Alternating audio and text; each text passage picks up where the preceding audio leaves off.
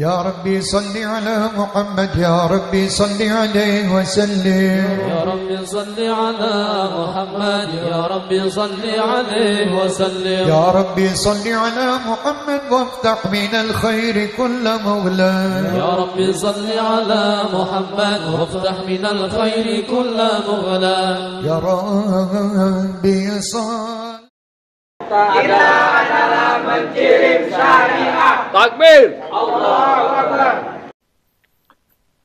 A'udzu billahi minasyaitonir rajim. Bismillahirrahmanirrahim. Assalamualaikum warahmatullahi wabarakatuh. Waalaikumsalam warahmatullahi wabarakatuh. Alhamdulillahilladzi akmala lana dinana wa atamma alaina ni'matahu wa radiya lana al-islam dina. Asyhadu an la ilaha illallah wahdahu la syarika lah, nahana 'an ittiba'il hawa, wa asyhadu anna Muhammadan 'abduhu wa rasuluh allazi la yantiqu 'anil hawa in huwa illa wahyu yuha. Allahumma khalli wa sallim wa barik ala hadzal nabiyil karim nabiyuna Muhammadun sallallahu alaihi wasallam wa ala alihi wa ashabihi wa man tabi'ahum bi ihsanin ila yaumiddin.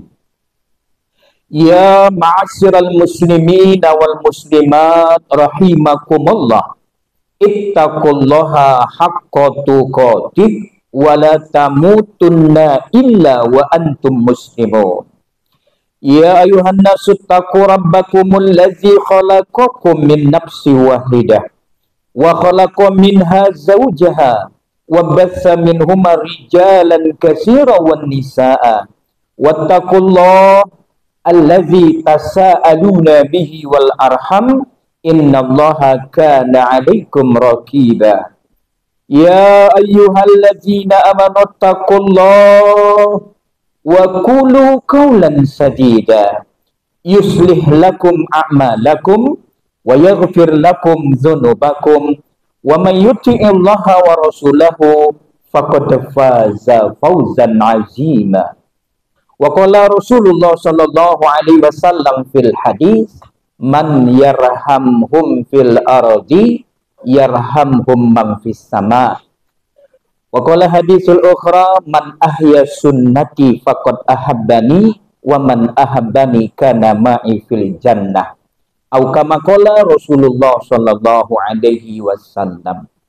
Wa ba'du, kemudian daripada itu, al-mukarram, al-ustaz, tuan-tuan guru, bapak-bapak, ibu-ibu, terutama bil khusus penasihat kita Ustadz Hendro SHI, SPDI, juga Bapak Ketua Forum Komunikasi Masjid dan Mushola se-Kecamatan Sunggal dan Kota Limbaru, Bapak Al-Ustadz Salman SE. Alhamdulillah, beliau senantiasa ya mendampingi, membimbing dan mengarahkan semua jamaah dalam rangka i'lali kalimatillah.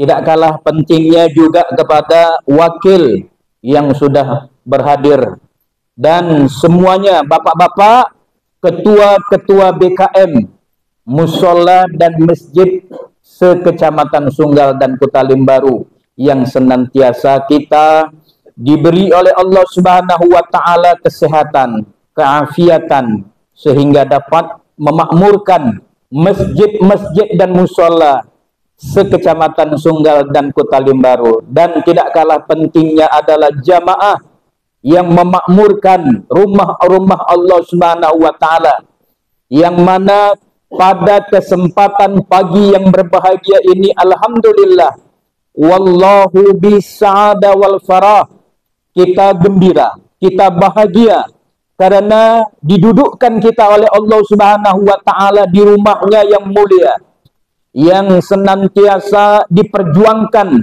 oleh orang tempatan di sini, ayahanda kami Bapak Suhail beserta jamaah untuk i'lali kalimatillah, sehingga insya Allah kita doakan beliau akan berkhidmat nanti di Jakarta, Kebon Jeruk ya Pak, dalam rangka untuk menyambut ya ulama-ulama kita, dai-daiyah yang akan dikirim ke seluruh alam. Insya Allah Subhanahu wa taala kita semuanya yang bergerak dalam rangka untuk menegakkan syariat Allah Subhanahu wa taala diberkahi oleh Allah Subhanahu wa taala. Amin ya rabbal alamin. Selawat dan salam yang kedua tidak lupa kita mohonkan kepada Allah Subhanahu wa taala, disampaikan kepada Rasulullah sallallahu alaihi wasallam. Allahumma salli wa sallim wa barik alaihi, yang mana beliaulah yang sudah menawarkan syariat Islam dan sunnah-sunnahnya di tengah-tengah kehidupan kita. Maka barang siapa insan manusia, apatah lagi kita yang mengaku umat Nabi Muhammad sallallahu alaihi wasallam, mau ittiba. Ittiba artinya mengikuti dengan ilmu, dengan amal dalam rangka i'lali kalimatillah. Insyaallah Subhanahu wa taala kita akan mendapatkan kekekalan hidayah. Dimanapun dan kapanpun kita berada, insyaallah Subhanahu wa ta'ala atmosfer hidayah melingkupi kehidupan kita. Hingga akhir hayat, senantiasa kita akan mendapatkan rahmat, taufik dan hidayah dari Allah Subhanahu wa ta'ala, sehingga kita akhir hidup ini menjadi hamba yang hidupnya husnul khatimah. Amin ya rabbal alamin. Tidak kalah pentingnya Bapak Ibu hadirin sekalian, langkah berikutnya mari kita bermunajat kepada Allah. Setelah kita bersyukur kepada Allah, berselawat kepada Rasulullah, yang ketiga tidak lupa kita bermunajat kepada Allah. Rabbi ja'alni muqimas salati wa min zuriyati. Begitulah doa para anbiya alaihimus salatu wassalam. Para nabi dan rasul, mereka tidak lupa mendoakan keturunannya. Kita pun begitu juga Bapak Ibu hadirin sekalian. Kita doakan diri kita agar istiqomah dalam ibadah, istiqomah dalam dakwah. Begitu juga kita berdoa kepada Allah Subhanahu wa taala, semoga anak cucu keturunan kita akan estafet, akan ikut diberi oleh Allah kekuatan iman, kekuatan ilmu, untuk menggantikan kita nanti i'lali kalimatillah di bumi tercinta, khususnya di desa atau di kecamatan Sunggal dan Kota Limbaru. Amin ya rabbal alamin.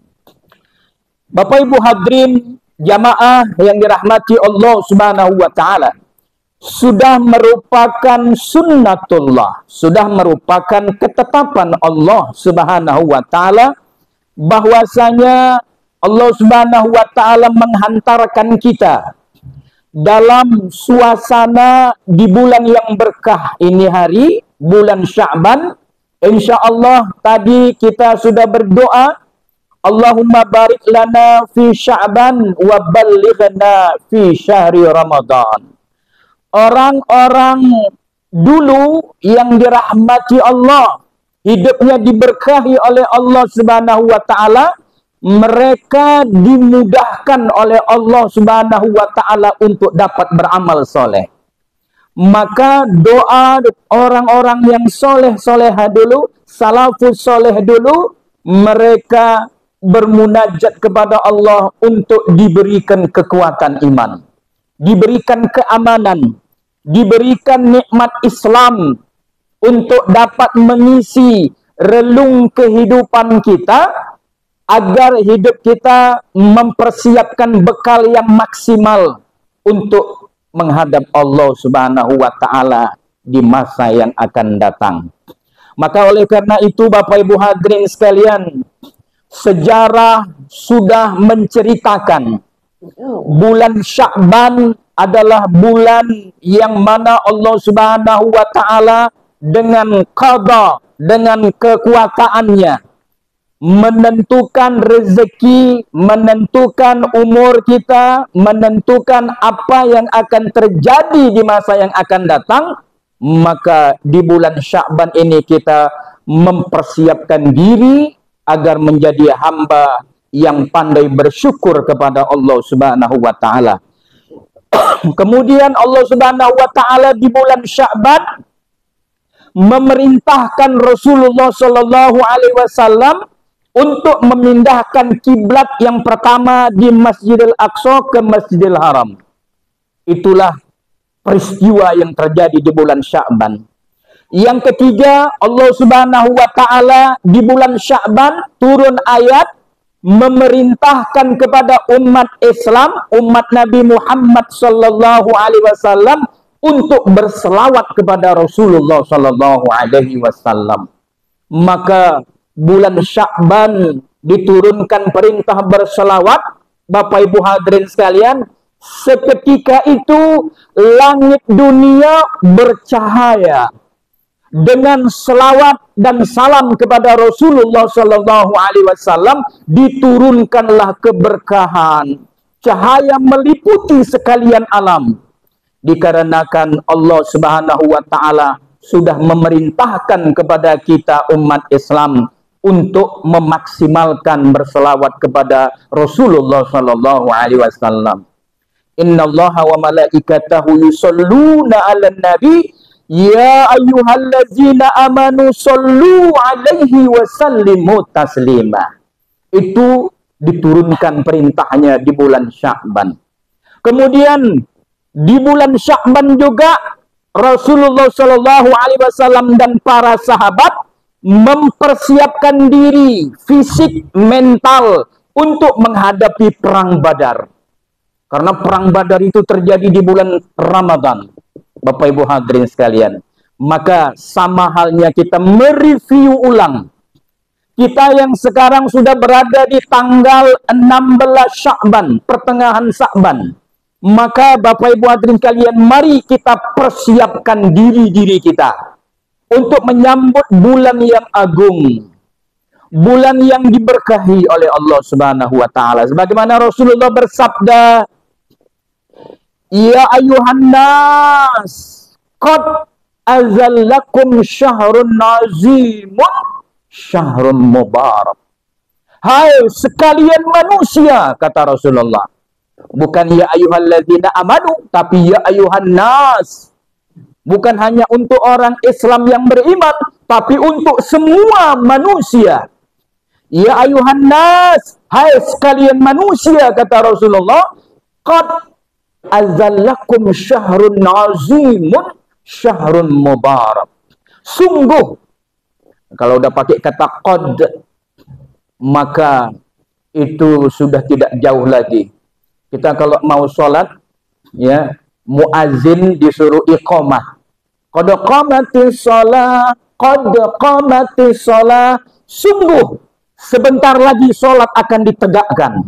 Maka kita pun berdiri semua. Maka Bapak Ibu hadirin sekalian, Rasulullah pun bersabda di bulan Sya'ban dengan ungkapan qad azallakum syahrun azimun, syahrun mubarak. Sungguh sebentar lagi akan datang kepadamu bulan yang agung, bulan yang penuh dengan berkah dan rahmat di dalamnya. Maka oleh karena itu Bapak Ibu hadirin sekalian, mari persiapkan diri kita. Ada beberapa poin persiapan kita di dalam menyambut bulan suci Ramadan yang sebentar lagi akan datang kepada kita. Yang pertama, tentu ketika berita itu mau datang, yang meresponnya adalah hati. Sikap kita dengan datangnya bulan suci Ramadan yang penuh dengan berkah dan agung nanti, yang pertama, gembirakan hati kita dengan datangnya bulan suci Ramadan. Siapa yang gembira, senang, tentu gembira senang dengan melaksanakan semua perintah Allah dan sunnah Rasul, niscaya akan memberi hikmah kepada kita. Siapa yang gembira datangnya bulan Ramadan, diharamkan jasadnya disentuh oleh api neraka. Ketika kita melaksanakan semua perintah Allah dan melaksanakan sunnah Rasulullah Sallallahu Alaihi Wasallam. Itulah sikap pertama, gembirakan hati datangnya Ramadan. Tepuk dada, mana hati itu di dalam dada, tepuk dada tanya iman. Jangan tepuk dada tanya selera. Astagfirullah. Kalau tepuk dada tanya selera, nafsu yang diperturutkan, la amaratum bisu, sesungguhnya nafsu itu mengajak kepada keburukan. Kalau tepuk dada tanya selera, Ramadan datang pasti lemes. Ramadan lemes deh. Nggak iso ngerokok. Nggak iso mangan, nggak iso ngombe, nggak bisa minum, nggak bisa makan lagi di siang hari. Lemas. Nggak semangat dia. Ini orang-orang yang dalam hidup ini memperturutkan nafsu, itu berarti imannya lemah.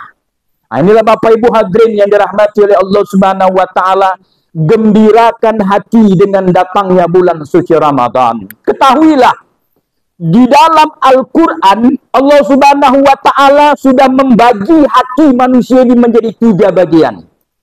Yang pertama, qalbun salim.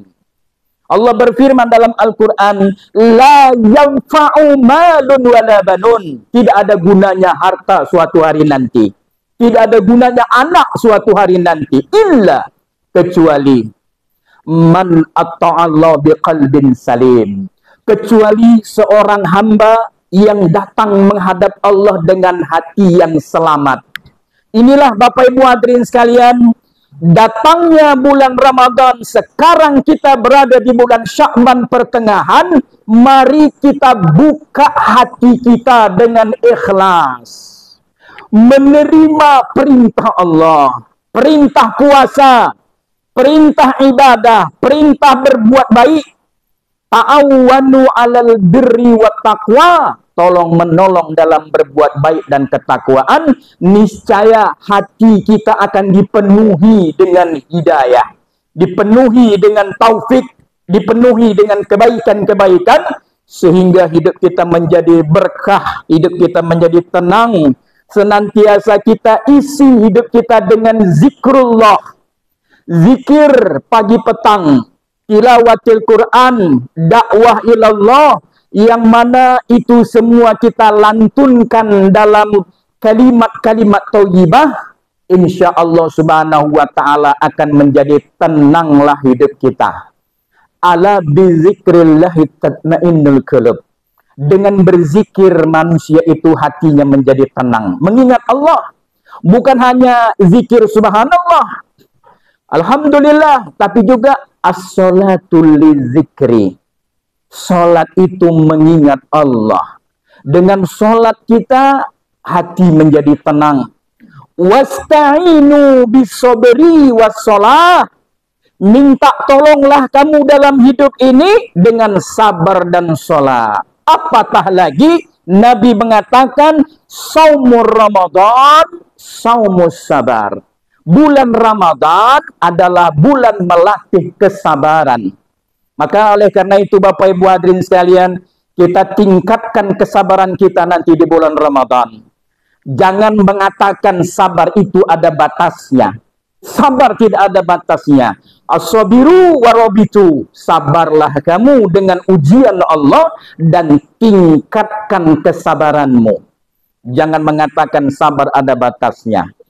Ketika dia sudah tidak sabar, tidak ada kemampuan lagi, mampu menahan diri, tabah dengan ujian yang ada, disitulah dia tidak sabar dalam kehidupan. Nah, inilah Bapak Ibu hadirin yang dirahmati oleh Allah Subhanahu wa taala. Yang kedua, Allah Subhanahu wa taala menceritakan dalam Al-Qur'an, ada orang yang memiliki hati tapi hatinya berpenyakit. Qalbun marid. Qalbun marid, hati yang berpenyakit. Penyakit hati menurut Imam Al-Ghazali dikatakan di sana orang yang berpenyakit hati itulah penyakit iri. Jangan iri nengok orang senang. Dengki, sum'ah, kemudian tamak dan rakus, itu adalah sifat negatif. Bagi setiap individu pasti memiliki hati, namun jangan cenderung hati tadi berpenyakit. Penyakit SMS. Nah, apa itu, Pak? Senang melihat orang susah, susah melihat orang senang. Astagfirullah. SMS katanya. Jadi Bapak Ibu hadirin sekalian, orang yang punya hati yang qalbun salim, hati yang baik, ketika orang dapat nikmat dia bersyukur dan didoakannya. Ketika kita mendoakan yang baik, maka kebaikan itu akan datang kepada kita. Malaikat Allah akan mendoakan kita. Ya Allah, berilah kebaikan kepadanya sebagaimana dia telah mendoakan kebaikan kepada saudara-saudaranya. Itulah Bapak Ibu hadirin sekalian, jangan sampai kita memiliki hati yang berpenyakit. Hilangkan ya sakwa sangka negatif, hilangkan iri, dengki, dendam. Itu adalah bagian daripada warisan iblis yang sesat hidupnya. Wala tattabi'u khutuwati syaitan, jangan ikuti langkah-langkah syaitan. Tapi senantiasa kita ridha dan ikhlas menjalani hidup ini dalam rangka untuk meraih ridhonya Allah Subhanahu wa taala. Yang ketiga, ada pula hati manusia yang mati. Qalbun mayyit. Hati mati artinya ketika perintah Allah datang, dia tak bergeming. Namanya sudah mati hatinya. Ketika hatinya sudah mati, perintah Allah dan apa yang disunnahkan oleh Rasul tidak bersambut di dalam hatinya. Qalbun mayyit. Ketika itu Bapak Ibu hadirin yang dirahmati oleh Allah Subhanahu wa taala, maka dia akan vakum, tidak ada eksistensi, tidak ada keberadaannya di dalam i'lali kalimatillah, maka dia adalah orang-orang yang merugi dalam hidup dan kehidupan ini. Oleh karena itu Bapak Ibu hadirin sekalian, mari dengan menyambut bulan suci Ramadan, kita adakan gerakan kebersihan. Bersih lahir dan batin. An-nazafatu minal iman. Kebersihan itu adalah sebahagian daripada iman. Maka kita bersihkan diri kita. Kita bersihkan lingkungan kita dalam rangka menyambut bulan yang suci, menyambut bulan yang agung, menyambut bulan yang penuh dengan berkah. Ketika persiapan diri kita, semangat kita menyambut Ramadan tahun ini 2025, 1446 Hijrah ini lebih baik daripada tahun-tahun yang lalu. Bapak Ibu hadirin yang dirahmati oleh Allah, sudah menjadi kebiasaan baik. Saya katakan kebiasaan baik. Tradisi yang baik. Orang-orang tua kita dulu ketika di bulan Sya'ban, seminggu lagi masuk bulan Ramadan, orang tua kita dulu ya tidak lupa dia Bapak Ibu hadirin sekalian mencari ya yang natural. Apa dia? Bunga pinang, daun pandan, serai, direbus pakai dandang, habis sholat asar anak cucunya disuruh mandi. Saya pernah merasakan dulu tahun 1993, ya masih kecil dulu di Medan Kriyo, pindahan dari Medan. Bapak Ibu hadirin sekalian, ketika itu ya bertanya, air apa itu? Rupanya wangilah tadi Pak, bau pandan, bau serai, bau bunga pinang ya kan. Mak, kenapa? Seperti orang mati. Astagfirullah. Bau orang mati Bapak Ibu hadirin. Kita kalau ada orang meninggal, kita daun pandan semua tercium bau seperti itu. Tapi orang tua kita dulu ada juga koreksinya. Kenapa? Karena memaksakan untuk harus mandi tadi, dikatakan, mandi. Nggak mandi lu nggak sah puasamu. Itu nggak boleh Bapak Ibu hadirin sekalian. Itu namanya menambah hukum. Kalau tidak mandi nggak apa-apa. Sunnahnya itu dikatakan sunnah, innallaha jamil yuhibbul jamal. Sesungguhnya Allah itu indah, Allah itu wangi, suka yang indah-indah, suka yang wangi-wangi. Maka surga itu wangi, surga itu indah, tanahnya gembur, lebih lembut daripada roti. Subhanallah. Pohonnya emas, buahnya la maqtu'ah wala mamnu'ah. Maka begitulah nikmat Allah Subhanahu wa taala, kita sudah bisa merasakan suasana nikmat dengan wanginya ciptaan Allah. Bapak Ibu hadirin sekalian. Ya, tapi zaman sekarang udah canggih. Udah nggak mau lagi pakai bunga-bunga kayak gitu. Kenapa? Bid'ah. Wah, Bapak Ibu hadirin sekalian. Ya kan? Ada nggak dibuat Nabi dulu? Wah, inilah yang menjadi tantangan kepada kita untuk mengejawantahkan sunnah-sunnah dari ulama-ulama para salafus soleh dulu dalam rangka semuanya itu kembali kepada niat. Innamal a'malu binniyat. Kalau niatnya karena Allah, senang menyambut Ramadan karena naturalnya ciptaan Allah, la ba'sa. Tidak apa-apa, bahkan itu sunnah. Bapak Ibu hadirin yang dirahmati oleh Allah Subhanahu wa taala. Tapi jangan lupa, ya, mandinya ini kalau di kampung namanya marpangir, balimau. Nah, itu kalau di Batang Toru, di Batanggari sana, mandinya di sungai. Ini tak boleh. Kenapa? Ikhtilat, itu yang tak boleh. Mandi di sungai lanang wedok campur, nggak boleh. Kalau ini kan kita di kampung, di rumah, lah baksa. Inilah gembiranya datang Ramadan dengan kita menyambutnya. Hati dan suasana fasilitas yang ada, maka kita gunakan untuk menyambut perintah yang agung dari Allah Subhanahu wa taala. Kemudian Bapak Ibu hadirin sekalian, tazkiyatun nafs. Tadi yang pertama bersih diri, wangikan diri, hati, gembira datang Ramadan. Yang penting berikutnya adalah tazkiyatun nafs. Mari kita bersihkan hati kita dari penyakit dan hati yang mati tadi. Gembira menerima perintah. Kemudian siap untuk ta'awanu alal birri wat taqwa. Ruhama'u bainahum, saling berkasih sayang kepada keluarga, terutama kerabat, saudara kita yang ekonomi lemah. Kita bantu, kita bahagiakan. Ketika kita masak bukaan yang enak, jangan lupa antar kepada kerabat kita, jiran tetangga, supaya pahala ibadah kita berlipat-lipat di bulan Ramadan nanti. Inilah motivasi kita dalam menyambut bulan Ramadan.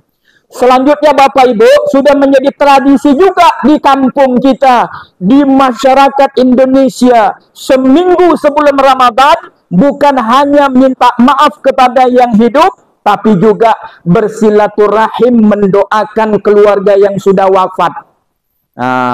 Ini Bapak Ibu hadirin sekalian.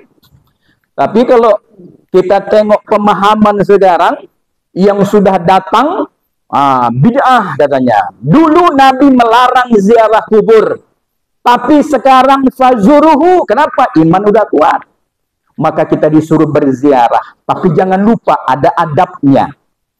Adab ziarah kubur yang pertama, Bapak Ibu hadirin sekalian yang akan kita masuk bulan Ramadan nanti, yang pertama ibda bin nafsi. Niat yang pertama, ibda dari diri sendiri. Innamal a'malu bin niat. Niat kita nanti berziarah kubur adalah mengingat mati. Kenapa Nabi mengatakan orang yang cerdas adalah orang yang banyak mengingat mati? Ini orang yang cerdas itu orang yang banyak mengingat mati. Kenapa? Otomatis dengan dia mengingat mati, dia mempersiapkan diri untuk amal yang maksimal, menjauhkan dia daripada fitnah dunia. Karena kalau orang yang hanya dunia, terbuka mata, duit yang dikejar, astagfirullah Bapak Ibu hadirin sekalian, sampai lupa dia ke masjid, lupa dia puasa. Jangankan puasa yang wajib, puasa sunnah pun dia tak mau. Orang wajib pun dia tak mau, Ramadan datang pun tak puasa. Ini orang yang ba'idan, dolalan ba'idan, sesat dia, jauh hidupnya. Kenapa? Itu orang yang jahil, tidak tahu dia. Dunia akan ditinggal, harta akan ditinggal, duit limpir pun tak dibawa. Kalau udah mati, masuk kubur, nggak ada amal, inilah orang yang menyesal tidak ada kunjung batasnya. Maka orang yang berziarah adalah orang yang cerdas, niatnya mengingat mati. Yang kedua, mendoakan umat Islam supaya mendapat maghfirah dari Allah Subhanahu wa taala. Maka adabnya Bapak Ibu ketika berziarah, jangan lupa datang berziarah kubur niatnya karena Allah mengingat mati supaya persiapkan bekal maksimal. Yang kedua, jangan lupa full sunnah, tutup aurat, terutama istri dan anak gadis kita.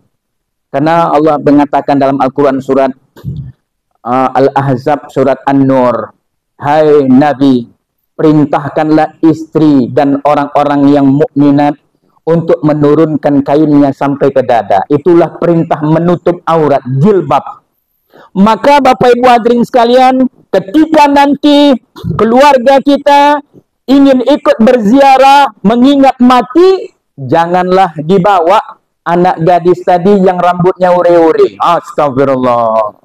Pergi ke ziarah kubur nggak mau pakai jilbab, nggak mau pakai selendang, tapi hitam, siapa takut Allah. Gara-gara sampuan clear dia. Inilah bahaya ini jangan sampai menambah dosa. Kalau mau ziarah kubur, pakai selendangmu, pakai jilbabmu, jangan rambutnya ore-ore. Kenapa? Berdosa orang tuanya. Kemudian jangan lupa sampai di depan pintu kubur, adabnya kita ucap salam. Assalamualaikum warahmatullahi wabarakatuh ya ahli kubur, ya ahla diyar, minal mu'minina wal mu'minat, muslimina wal muslimat, antum sabiqun wa ana ajzi insyaallah bikumul lahikun. Salam sejahtera bagimu penduduk kubur yang terdiri dari kaum muslimin dan mukminin. Kamu semua sudah mendahului kami, insyaallah kami nanti akan menyusul. Kalau tahu saja arti daripada doa salam menuju kubur, itu sudah terasa hati kita, ya Allah. Aku nanti pulang kemarilah nanti ya Allah. Lihat Pak, kuburan tuh gersang. Cuma ada 2 patok di situ. Tanahnya pun retak-retak, ya kan? Nggak eneng kulkas nanggono. Allah. Tempat tidur spring bed tak ada. AC pun tak ada. Allah. Ya Allah, aku nanti akan pulang kemari ya Allah. Bagaimana kita mempersiapkan fasilitas di sana, Pak? Inilah Bapak Ibu sekalian. Nabi bilang, nawiru buyutakum bitilawatil Quran wassalat wa ta'lim wa at'imut ta'am. Sinari rumahmu dengan membaca Quran, salat sunnah yang panjang di dalamnya, majelis taklim memberikan hidangan kepada tamu yang datang, masjid dan musola sudah mendapat hidayah. Rumah tangga kita pun jangan lupa beri dia cahaya. Kenapa? Itu di dunia. Suatu hari kita akan pindah rumah. RSSSS. 8 S-nya Pak. Rumah sungguh sangat sederhana sekali, kadang susah selonjor. Itu bagi orang yang tidak mempersiapkan diri dengan bekal dan amal di dalamnya. Kuburan itu sunyi, ramaikan dia dengan zikrullah. Kuburan itu gelap, sinari dia dengan cahaya zikir, cahaya sholat, cahaya ibadah. Itulah persiapan kita menyambut bulan Ramadan untuk kebahagiaan hidup kita di masa yang akan datang. Kemudian Bapak Ibu, sampai nanti di pekuburan, berdiri di mana saja. Nggak mesti di depan kuburan orang tua kita. Kalau daerah kita masih lapang kubur. Tapi kalau kuburan orang tuanya sudah di Batu Ginjing, kuburannya sudah di Jalan Brigjen Katamso, sudah di depan Pancabudi, samping itu Jalan Gatot Subroto, kuburan sudah padat Bapak Ibu hadirin sekalian. Ingat, ada larangan dalam hadis Nabi. Janganlah duduk di batu kuburan. Kenapa? Lebih bagus duduk di bara api daripada duduk di batu kuburan. Jangan berdiri, itu namanya tidak etis, tidak berakhlak. Maka jangan memaksakan diri. Kalau kuburannya di daerah yang padat, cukup berdiri di depan pintu kubur saja.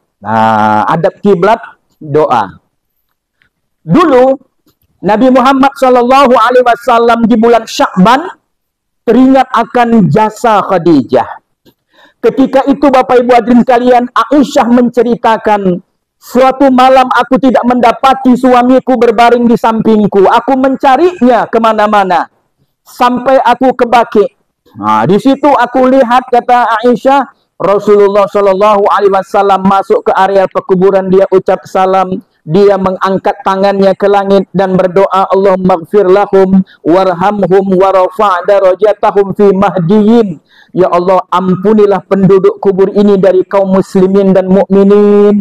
Ya Allah, golongkanlah mereka pada golongan orang-orang yang Engkau beri petunjuk dan hidayah-Mu. Itulah salah satu doa nanti di kubur.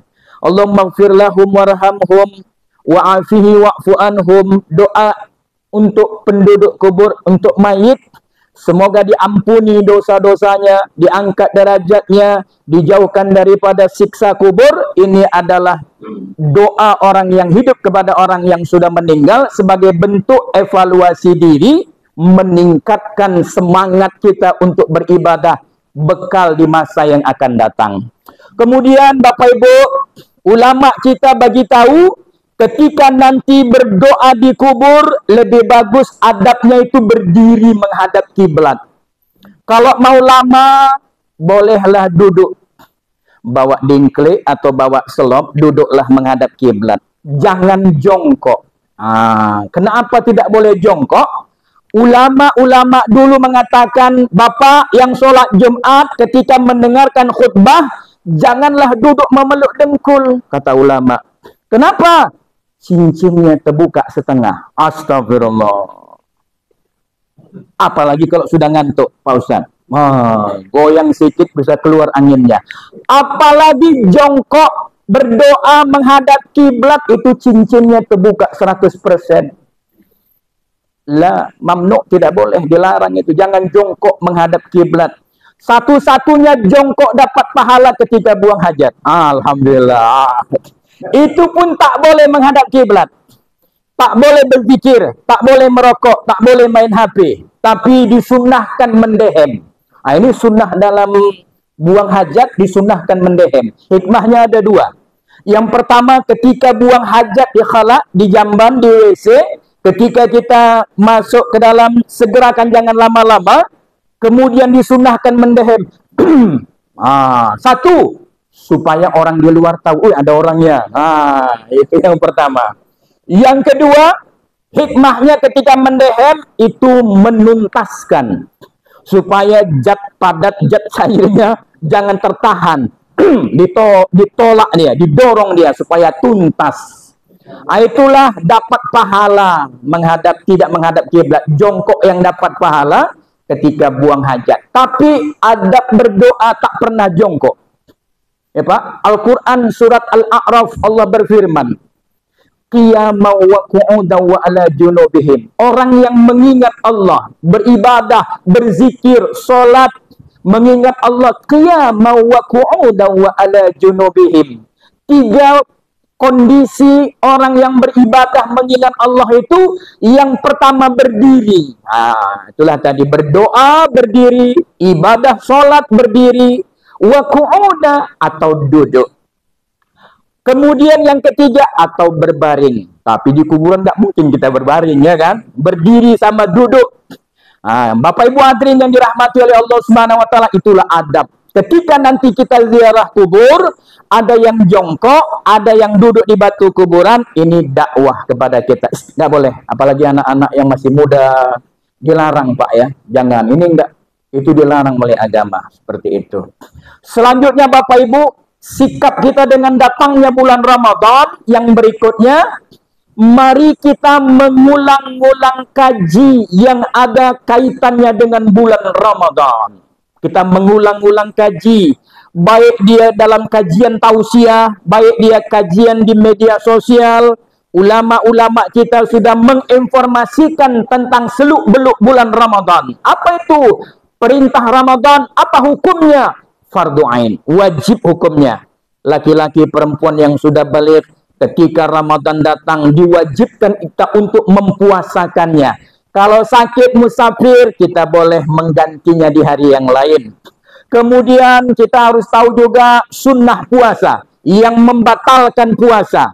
Sunnah-sunnah puasa, menyegerakan berbuka puasa, melambatkan makan sahur, berbuka dengan yang manis-manis. Kita juga harus sudah tahu. Jangan sok hebat. Aku masih tahan deh, aku bukanya habis sholat maghrib aja. Ini salah. Mentang-mentang dia masih tahan, bukanya habis maghrib. Nabi mengatakan menyegerakan berbuka puasa, sunnah hukumnya. Berdoa ketika berbuka puasa, itu juga sunnah hukumnya. Apa doanya? Yang pertama jangan lupa baca basmalah. Bismillah dulu yang pertama, Pak. Ketika terdengar suara azan, batalkan wudhu kita dengan baca bismillah, membatalkan puasa kita dengan berbuka, baca bismillahirrahmanirrahim. Bismillah. Minum seteguk dulu, Pak. Setelah minum seteguk, ada doanya lagi. Zahabaz zama'u wa batallatil uruqu wa sabatal ajru insyaallah. Rasakan nikmatnya puasa. Ya Allah, sudah pergi haus dahagaku, sudah basah urat leherku. Ya Allah, tetapkanlah pahalanya bagiku. Alhamdulillah, berasa nikmat puasa itu nanti, Pak. Ya, itu sunnah. Habis itu baru doa yang lain. Allahumma lakas sumtu wa bika amantu wa ala rizkika aftartu birahmatika ya arhamar rahimin. Maka kita urutkanlah doa berbuka tadi, Pak. Bismillah yang pertama, zahabaz zama'u, balu Allahumma lakas sumtu. Kadang kita kalau enggak ikut kajian seperti ini, masih buka Allahumma lakas sumtu, karena belum minum dia. Minumkan dulu, batalkan dulu, baru zahabaz zama'u tadi yang kedua. Ini tertib adab di dalam berbuka puasa nanti. Kemudian yang penting harus kita ketahui juga, Bapak Ibu, Ramadan nanti kita jaga jangan sampai pahala kita batal. Ada orang puasa, kewajiban gugur, tapi nggak dapat pahala. Nabi mengatakan, orang yang berpuasa tapi tidak bisa meninggalkan kata keji dan kotor, tidak ada pahala baginya. Jadi oleh karena itu, ibu-ibu, kalau puasa jangan marah-marah. Bapak juga jangan marah-marah. Siapa yang berpuasa marah-marah, hilang pahalanya. Siapa yang berpuasa tapi melihat, mengucapkan kata keji dan kotor, caci maki, nggak ada pahalanya. Rugi Bapak Ibu hadirin sekalian. Perlu kita mengetahui kualitas puasa kita nanti di bulan Ramadan. Yang terakhir Bapak Ibu hadirin sekalian, datangnya bulan suci Ramadan, kuatkan semangat. Jadi harus kita kuatkan semangat. Kenapa? Karena puasa ini pahalanya besar. Hadiahnya mahal, bukan kipas angin. Pahalanya adalah kenikmatan surga dari Allah Subhanahu wa taala. Siapa yang berpuasa ikhlas karena Allah Subhanahu wa taala, ya, Allah Subhanahu wa taala akan mencatatnya menjadi hamba yang dicintai oleh Allah Subhanahu wa taala, diberikan pahala yang besar oleh Allah Subhanahu wa taala.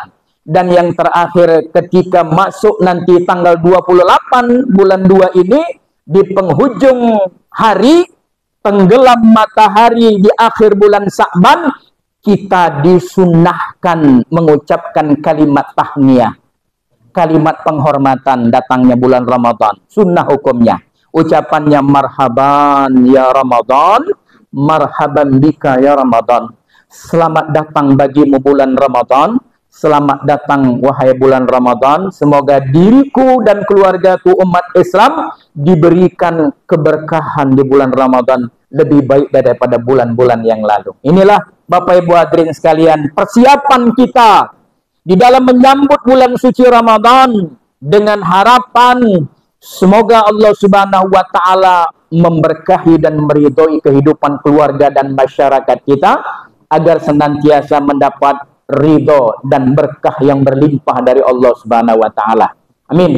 Sampai bertemu di bulan Ramadan nanti di masjid-masjid, musola-musola, senantiasa kita iktikadkan hati kita i'la li kalimatillah, meninggikan kalimat Allah Subhanahu wa taala, insya Allah kita termasuk orang yang berjihad di jalan Allah Subhanahu wa Ta'ala.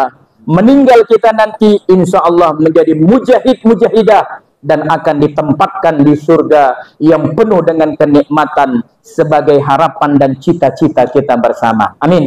Subhanakallahumma rabbana wa bihamdika asyhadu an la ilaha illa anta astaghfiruka wa atubu ilaik. Billahi taufik wal hidayah wa afwa minkum. Assalamualaikum warahmatullahi wabarakatuh. Warahmatullahi wabarakatuh. Ya.